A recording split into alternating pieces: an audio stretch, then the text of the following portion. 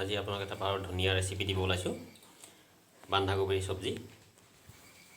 এইটো আপোনাৰ তাৰ কাৰণে লৈছোঁ আমি আলু অলপ টুকুৰা কৰি কাটি লৈছোঁ, কেঁচা জলকীয়া লৈছোঁ 2 পিচমান, তেজপাত লৈছোঁ, গোটা জিৰা লৈছোঁ, লং, এলাচি, দালচিনি, গ্ৰীণ মটৰ আৰু ইয়াত লৈছোঁ বন্ধাকবিটো মিহিকৈ কাটি পেলাই অকণমান বইল কৰি লৈছোঁ। কেৰাহীত তেল দি প্ৰিপাৰেশ্যনটো আৰম্ভ কৰাৰ আগত কেৰাহীত অলপমান তেল দিম।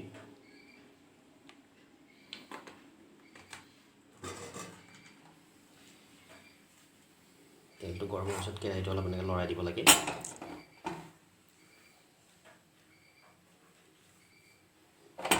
প্ৰথমতে তেলটো গৰম হোৱাৰ পিছত আলুটো অলপমান ফ্ৰাই কৰি লওঁ।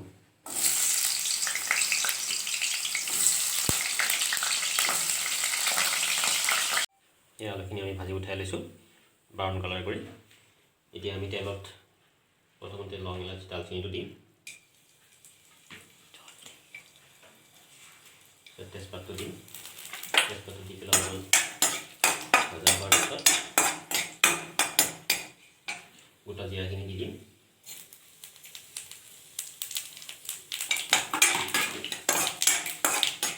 বইল কৰি লোৱা বন্ধাকবিখিনি ঢালি দিছোঁ।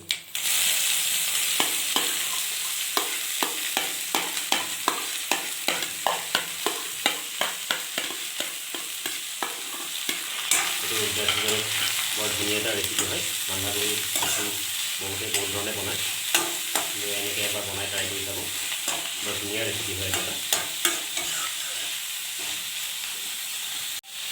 বন্ধাকবিটো অলপমান ভাজা হোৱাৰ পিছত ইয়াত দিছোঁ অকণমান নিমখ, পৰিমাণমতে হালধি, অকণমান ধনিয়া পাউডাৰ, অকণমান জিৰা পাউডাৰ। ধনিয়া পাউডাৰটো জিৰাটো অলপমান বেছিকৈ দিব লাগে, বাকী বেলেগ মছলা মই ইউজ কৰা নাই। ইয়াত দিম কেঁচা জলকীয়া পিচ কৰা কাটি ধোৱা টুকুৰাখিনি, ফ্ৰাই কৰি থোৱা আলুখিনি আৰু আপোনাৰ গ্ৰীণ মটৰখিনি।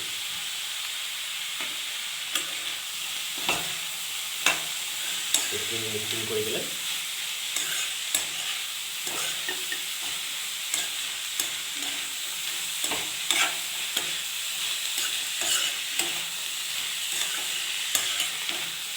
কৰি লোৱাৰ পিছত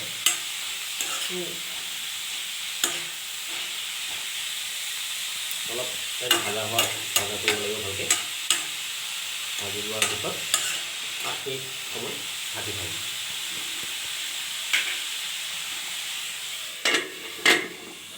লগাই চাইছোঁ এতিয়া প্ৰায় আমাৰ হৈ আহিছে। মাজতে অলপমান লৰাই দিব লাগে। এতিয়া অকণমান আমি ঠিক পৰিমাণে পানী ছটিয়াই দিম।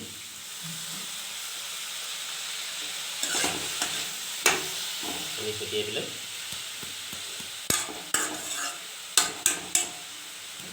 আকৌ এবাৰ ঢাকি দিম।